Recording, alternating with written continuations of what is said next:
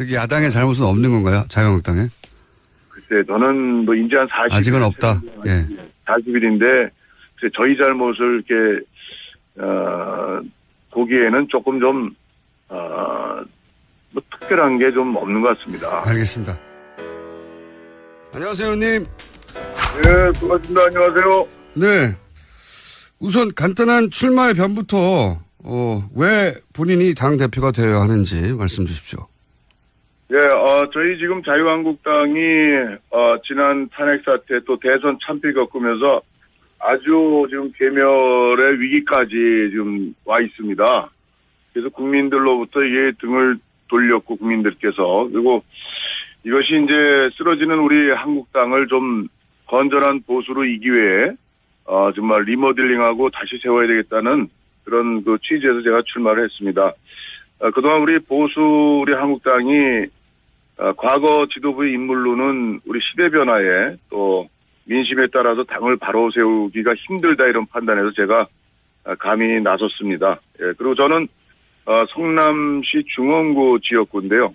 저희 지역구에 아주 서민들이 많이 사시는 동네인데 저같이 이제 그런 동네에서 4선까지 하고 또 우리 당이 어려울 때 그냥 책임 없이 가만히 있는 것보단 이 국민의 눈높이에 맞는 정치를 우리 자유한국당이 제대로 수용하고 제대로 맞추어서 잘 좀 우리 보수의 정말 이 건전화 이렇게 바로 세우고자 제가 이렇게 출마하게 됐습니다. 알겠습니다. 사선이시긴 한데 이제 대선 후보였던 홍준표 전 지사나 당 지도부를 영입했던 원유철 의원에 비해서 이제 상대적으로知名도가 낮은 건 사실인데요. 먼저知名도가 훨씬 높은 홍준표 후보는 왜 대표가 되면 안 되는 겁니까? 그분은 어떻게 보면 지난 2011년도에도 당대표를 하다가 네. 7개월 만에 이제 하차를 했습니다. 당시에 그 디도스 사건 처리 네네. 과정에 이제 당 지도부 또 최고위원들하고 뜻이 안 맞아서 최고위원들이 물러나면서 당 지도부가 이제 와해가 됐죠. 네.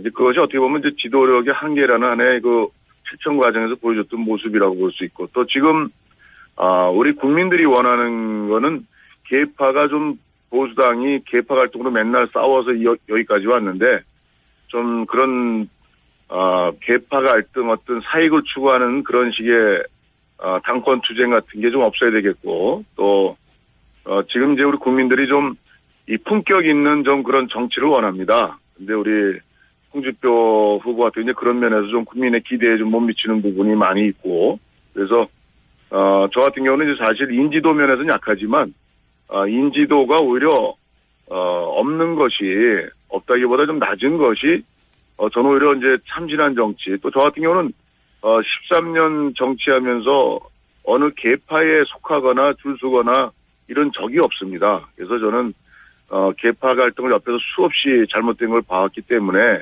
또 원유철 후보도 훌륭하긴 하지만 또 원내 대표로서 지난 자유한국당이 아주 참패한 그 또 눈꼴 사나운 모습을 보여줬던 지난 총선이요. 총선 과정에 그때 원내 대표였었죠. 그런 그 책임 있는 당이 여기까지 오는데 책임을 좀 져야 될 지도부의 인물들이 다시 이렇게 출마하는 것을 보고서 제가 인지도는 낮지만 사실은 인지도 낮은 것이 오히려 국민께도 당원이 볼 때는 좀 새롭게 일할 수 있는 그런 희망의 어떤 그런 새 인물이라고 생각해서 제가 가능성이 있다고 보고 그래서 저는 당을 개혁하기 위해서 좀 과감한 판단을 좀 했습니다.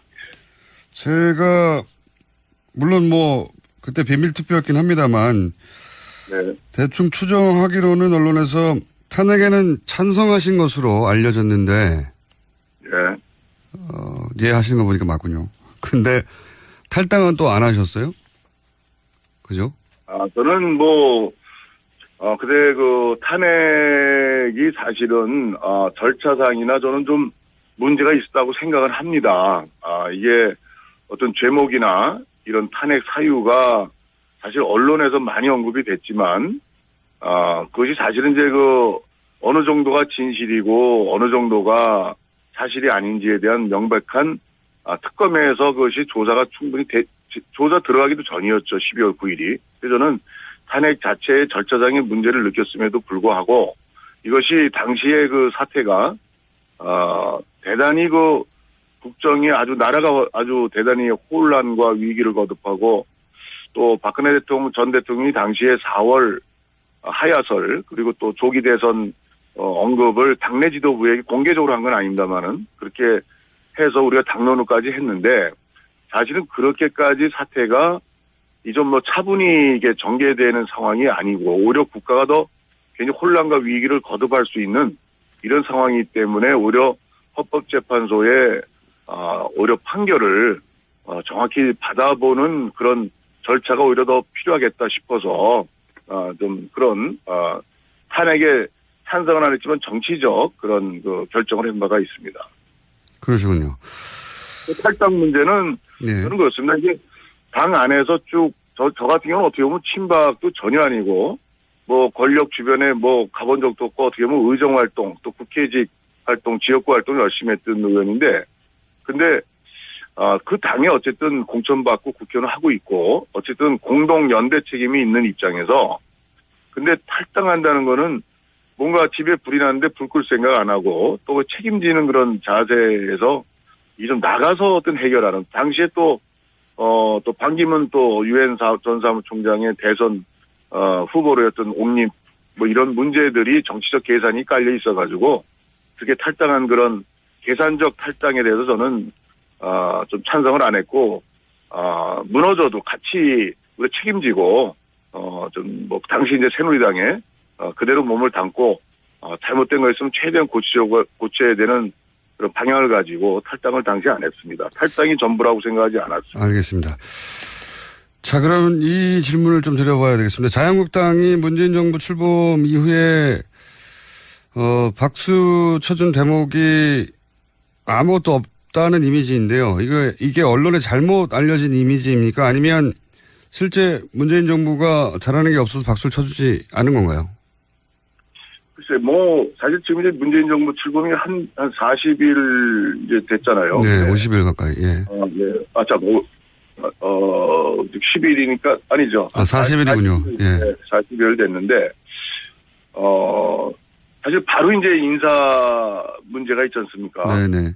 어떻게 보면, 박수를 치고 싶어도 칠 틈이 없었던 것 같아요. 알겠습니다. 바로 이제 총리 임명 문제서부터 해서, 그 인사 문제가 이제 또 이슈가 되고, 이게 참 어떻게 보면, 과거에는 새 정권 들어서면 서로 그냥 대선 때 싸우고 온갖 걸 했어도, 그래도 몇 달은 조금 가는데, 네.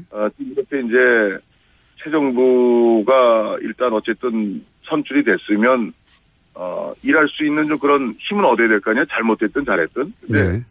좀 굉장히 이제 첫 인사부터 이렇게 꼬이니까, 저로서도 야당이지만, 대단히 좀 안타깝고, 또 저는 한편, 저도 옛날에, 청년 때 야학교사, 노동운동, 학생운동, 감옥도 가고, 다 겪었습니다만은, 어떻게 주변에 그렇게 사람이 없나, 적폐청산하고, 박근혜 MB 정부의 그 역대 또 인사 문제에 대해서, 그렇게 이제 아주 보수 정권의 아주 썩은 부분이다, 부패다, 이렇게까지, 또 당시 야당에서, 민주당에서 공격을 했는데, 민주당도 이렇게 사람이 없는가 그렇다면, 이건 어떻게 보면, 당대당의 문제를 넘어서 우리 대한민국이, 정말 이 공직자 또 위에 높은 소위, 그런 위에서 일하는 사람들의 이 도덕성이 살아온 어떤 모습이, 이 보통 문제가 있지 않다 이런 데 대해서, 네. 국민들께서도 이런 차제에, 그런 문제 있으시군요. 지지하든 지지하든 않든 간에, 이런 문제에서는 좀 바로잡고, 그리고 또 문재인 정부도 널리 인재를 구하면 좋은 사람이 있을 거예요. 근데 이게 이제 바로 자기 측근들, 주변 이 코드 이렇게 또 선거 때 공을 세웠거나 이런 가까운 데서 찾다 보니까, 이런 한계들을 노정해서 야당으로서도 이런 문제를 그냥 또 이렇게 박수치고 넘어갈 수는 없지 않습니까? 그래서 참 대단히 안타까운 현실입니다. 알겠습니다. 강경화 장관이 측근이거나 가까운 데 찾은 건 아닌 것 같긴 한데, 그런 문제인식은 알겠고요. 예. 그러면 본인이 당대표가 되면 이 대외 관계는 어떤 변화가 있을 예정입니까? 그래서 이건 뭐 일방으로 변화가 뭐 온다고 보기는 어렵고요. 우선은 이제 국정을 운영하고 또 현재로서 어쨌든 간에 제1당이죠. 민주당이. 그래서 이게 집권 정부와 여당이 우선 좀, 빨리 어떤 욕심껏 일을 처리하려고 하는 그런 무리한, 그런 일을 하다 보면 또 국회가 걸리적거리고 어떻게 보면 또 야당이 아주 걸리적거린 존재가 되고 이런 인식을 가지고서는 뭐 여야 어떤 대립은 종식되기가 어렵고 또 발전적 관계를 맺기가 어렵다고 생각하고 좀 문재인 대통령서부터 여당 정부가 좀 느리더라도 이 기회에 좀 뭔가 우리나라가 좀 이 법치 또 국회와 정부의 어떤 협력 관계 이런 모델을 좀 잘 만들어 나가면 다음에 어떤 정권이 들어서더라도 우리나라에 좋은 그런 정치 발전이라는 큰 그런 기초를 놓을 수 있겠다 생각해서 칼자루는 결국 정부 여당이 쥐고 있고 또 그것이 합리적이고 또 야당이 아무리 때를 쓸래도 합리적이고 국민 지지를 받는다면 진정하게 그러면 야당을 이길 수가 있겠죠. 그렇지만 지금의 인사 문제라든가 또 이번에 뭐 추경도 사실은 불효불급한 거는 우리 야당이 반대한다면 국민들한테 돌팔매 맞죠. 그렇지만 뭐 공무원 수를 뭐 대폭 늘린다든가 그게 사실 일자리 늘리는 그런 거로 볼 수는 없는 거죠. 그래서 좀 예를 들어서 공무원도 1,500명 이게 아니라 뭐 249명이 필요하다. 원래 공무원 증원은 대단히 그 철저하게 따져서 원래 하는 겁니다. 근데 이걸 그냥 뭐 일자리 해가지고 공시생들 정말 그냥 이 지원만 왕창 늘려놓고서 거기에 희망 가는데 그 희망 성취하는 취업이 공무원으로 되는 사람이 얼마나 있겠습니까? 그래서 좀 이런 정책들을 좀 합리적으로 좀 야당하고 좀 이 통과되고 또 함께 할 수 있는 걸 미리 예상해서 좀 거기에서 조금 더 나가든가 해야지 일방 추진을 하면은 야당이 제가 당대표가 된들 또 협치를 또 저도 하고 싶어도 알겠습니다. 쉽지 않은 그런 상황들을 여당이 또 집권 정부가 잘 풀어야 된다고 생각합니다. 알겠습니다. 주로 이제 청와대와 여당의 잘못을 지적하셨고요. 예, 그쪽이 책임이라고 말씀하셨는데 한 가지만 더 여쭤보자면 그러면 네. 자유한국당은 이 여야 대치 국면에서 잘못이 없습니까? 뭐 글쎄 뭐 힘없는 또 뭐 약한 소수의 또 지금 대선 참패로 상처 입은 많은 그런 이 후유증이 있는 당인데 글쎄 뭐 이것은 어떻게 보면 힘 있는 정부와 여당이 또 새 정부가 좀 야당을 좀 같이 끌고 가는 설득하고 이런 좀 부드러운 자세가 필요한데 야당이 뭐 먼저 잘하자 뭐 어떻게 하자 하고서 이런 인사 문제 이런 난맥을 지금 이제 인사가 제일 중요하지 않습니까? 근데 이걸 그냥 연일 드러나는 이런 문제를 또 인사청문회라는 그런 국회의 그 절차 과정이 있는데 여기에서는 또 물르게 또 그냥 위장전이 또 좋다 그러고 대충 넘어갔다가는 이건 또 글쎄 문재인 정부가 잘 되기를 뭐 소망하는 그런 또 국민들은 뭐 또 평가를 어떻게 할지 몰라도 또 우리 당을 또 지지하는 또 보수나 또 아니면 일반 국민의 상식에서 봐서는 또 야당이 또 그렇게 해서는 또 안 된다고 생각합니다. 그거 언제 고칩니까, 그런 거. 그래서, 좀, 힘 있는 정부가 또 여당이, 조금 좀. 그게 야당의 잘못은 없는 건가요? 자유한국당에? 글쎄, 저는 뭐 이제 한 40일. 아직은 없다. 예. 40일인데, 글쎄, 저희 잘못을 이렇게, 보기에는 조금 좀, 뭐 특별한 게 좀 없는 것 같습니다. 알겠습니다. 오늘 여기까지만 듣고요. 네. 경선이 막바지에 이르면 다시 한번 연결하겠습니다. 오늘 말씀 감사합니다. 예, 수고하세요. 감사합니다. 네. 지금까지 자유한국당 신상진 후보였습니다.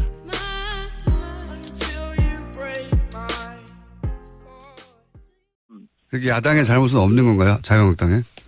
글쎄, 저는 뭐 이제 한 40일. 아직은 없다. 예.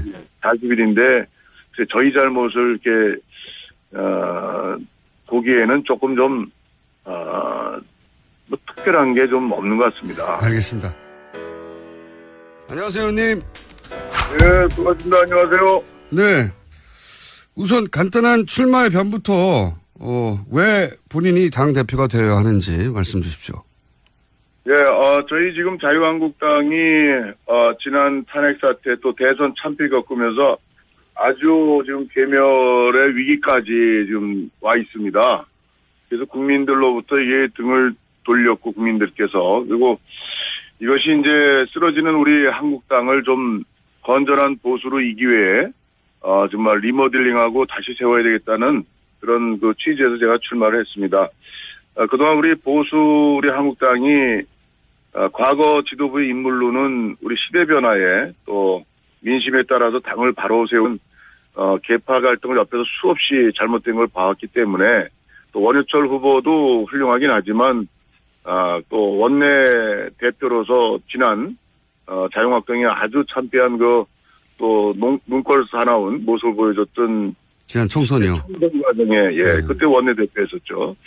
그런 그 책임 있는 당이 여기까지 오는데 책임을 좀 져야 될 지도부의 인물들이 다시 이렇게 출마하는 것을 보고서 제가 인지도 낮지만 사실은 인지도 낮은 것이 오히려 국민께도 당원이 볼 때는 좀 새롭게 일할 수 있는 그런 희망의 어떤 그런 새 인물이라고 생각해서 제가 가능성이 있다고 보고 그래서 저는 당을 개혁하기 위해서 좀 과감한 판단을 좀 했습니다.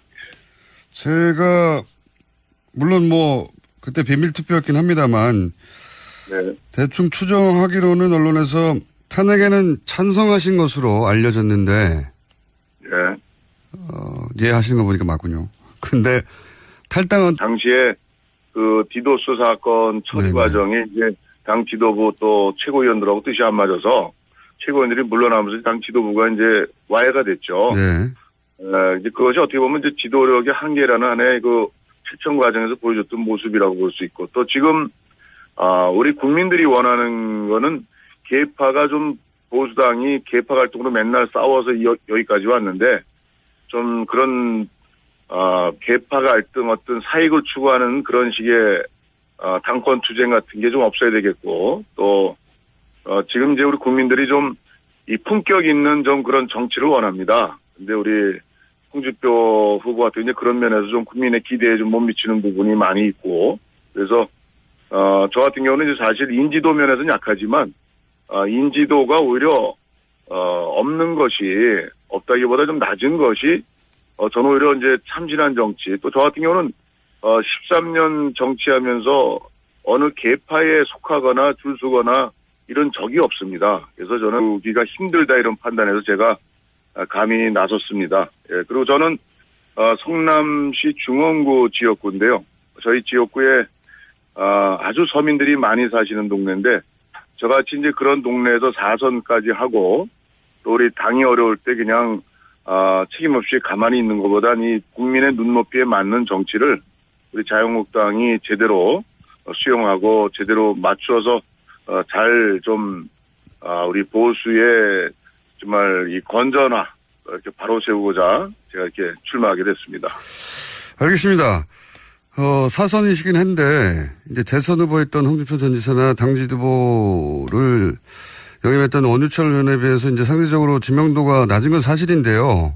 먼저知名도가 훨씬 높은 홍준표 후보는 왜 대표가 되면 안 되는 겁니까? 그분은 어떻게 보면 지난 2011년도에도 당대표를 하다가 7개월 만에 이제 하차를 했습니다. 또 안 하셨어요? 그죠? 저는 그때 그 탄핵이 사실은 절차상이나 저는 좀 문제가 있었다고 생각을 합니다. 이게 어떤 죄목이나 이런 탄핵 사유가 사실 언론에서 많이 언급이 됐지만 그것이 사실은 이제 어느 정도가 진실이고 어느 정도가 사실이 아닌지에 대한 명백한 특검에서 그것이 조사가 충분히 조사 들어가기도 전이었죠. 12월 9일이. 그래서 저는 탄핵 자체의 절차상의 문제를 느꼈음에도 불구하고 이것이 당시의 그 사태가 대단히 그 국정이 나라가 아주 대단히 혼란과 위기를 거듭하고 또 박근혜 전 대통령이 당시에 4월 하야설 그리고 또 조기 대선 언급을 당내 지도부에게 공개적으로 한 건 아닙니다만은 그렇게 해서 우리가 당론을까지 했는데 사실은 그렇게까지 사태가 이좀 차분히 이게 전개되는 상황이 아니고 오히려 국가가 더 괜히 혼란과 위기를 거듭할